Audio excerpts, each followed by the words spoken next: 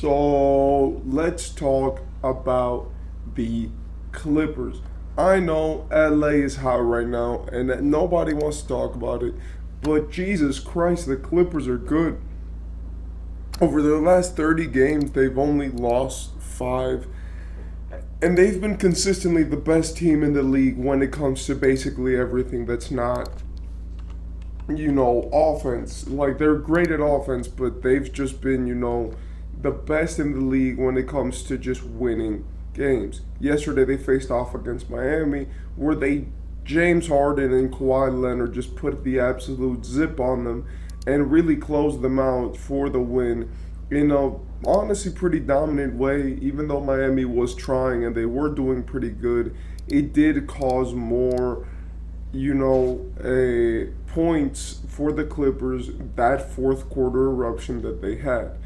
Harden especially scored five threes, had a plus 10 plus minus, and was going absolutely crazy in the fourth quarter.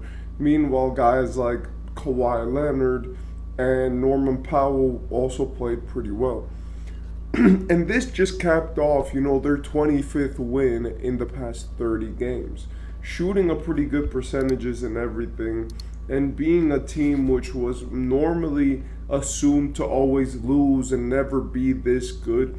I do believe that the Clippers have done something beautiful with their lineup. They've made it work. And the reason that it works now is because they finally found the way to put it all together so that it is cohesive. The one thing I will say is you don't have to play the starters that much. Like, James Harden played 42 minutes this game, and even though it was a close game for most of the game, I do believe that there will get to a point where playing all those minutes, especially with the stars that you have, you have three injury prone stars and then Russell Westbrook, which normally doesn't get injured. But then you have like this system which works really well. And the reason why is because the Clippers figured it out.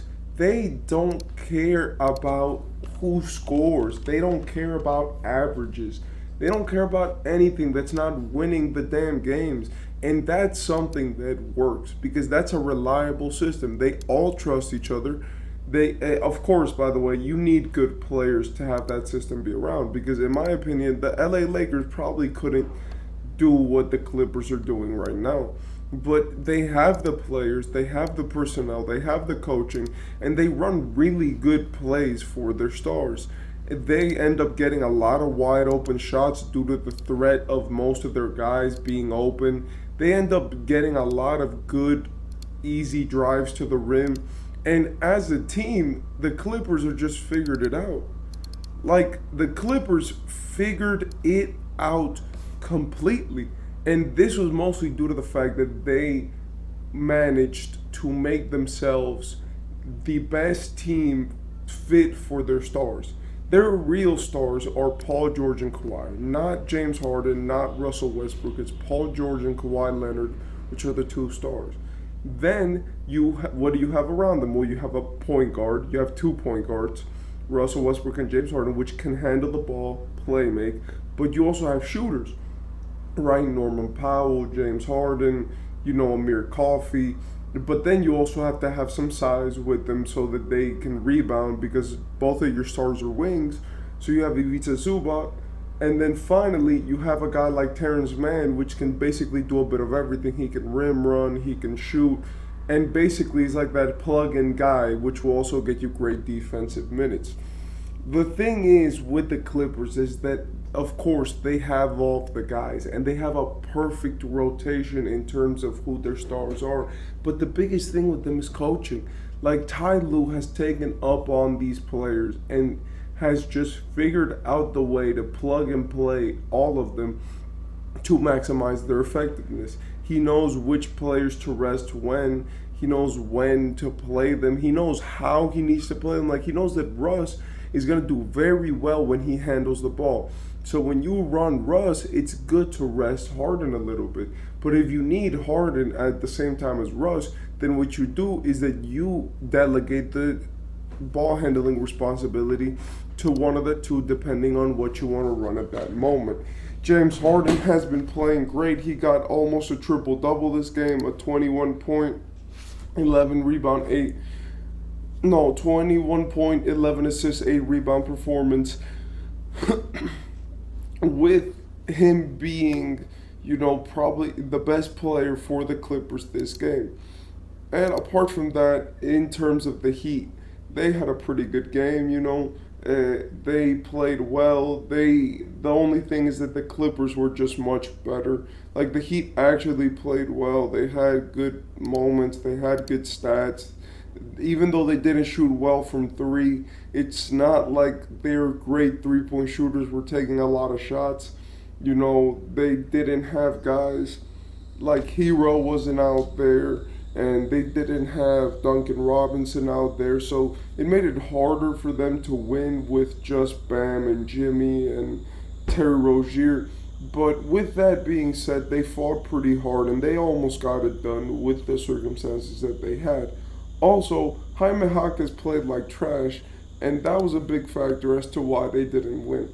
But with that being said, I just wanted to mention that will the Clippers win the championship? And this is my biggest thing with the Clippers, because I've seen this before.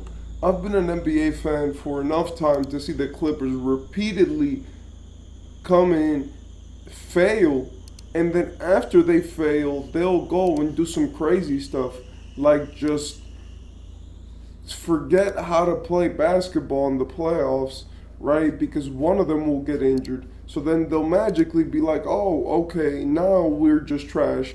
And one of the stars just completely deactivates and they say, let's wait for next season. It's obvious that now the players are fully healthy. They're warmed up. They're heated up. They're playing every single game. Kawhi should get some MVP praise because he's been hooping. And now that we see the Clippers in full form, if they don't get injured, and barring injury, obviously, because it's been a very terrible thing what has happened to the Clippers. Like, there's nothing you could do about it because they're showing you right now that there's a possibility to have a fully healthy team. So it means that, hey, they don't need to be resting every season. They're gonna eventually play the games. But it's obvious that through the circumstances and through the joint circumstances of Kawhi and PG getting injured at the same time, they haven't been able to do that. So now that they're fully healthy, they have clutch players. Kawhi is an extremely clutch player. They have Paul George, which is another really clutch player. And they even have Terrence Mann, which is a clutch role player, which is really rare to see in most NBA teams which are not contenders. So they have everything for success. They have the tools, they have the skills, they have the defense, they have the offense, everyone plays their role, they really shine, but what will their trajectory be? Let's say regarding that they're the second seed, then that means that right now they would probably face a team like the Lakers, considering that the Lakers win the play.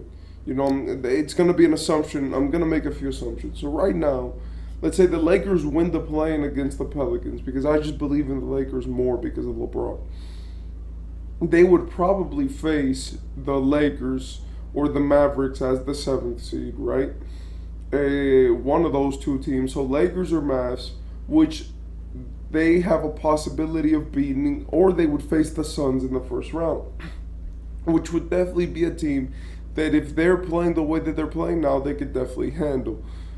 So then in the second round, they could probably play a team like the Timberwolves, like the Nuggets, the Kings, teams which are probably going to win their first round matchups, The Clippers will probably face off against the Suns, if we're being 1,000% honest, because if the records stay the same, then they're going Phoenix first, probably then Nuggets, or maybe Lakers, Mavericks, teams with playoff experience, Suns, not Suns, Kings, I mean. Then they'll probably go on to face the Nuggets, or maybe the Timberwolves, one of those two. Those are the only teams that I see making the Western Conference Finals. And then in the finals, they could probably face off against Boston or Milwaukee, if we're being 1,000% honest. With that trajectory, do they win the championship? And in my opinion, I think they can. with how they've played, with the offense that they've shown, with the way that they play against contenders, with their coaching, I think that the Clippers have a serious chance of actually winning the championship this season.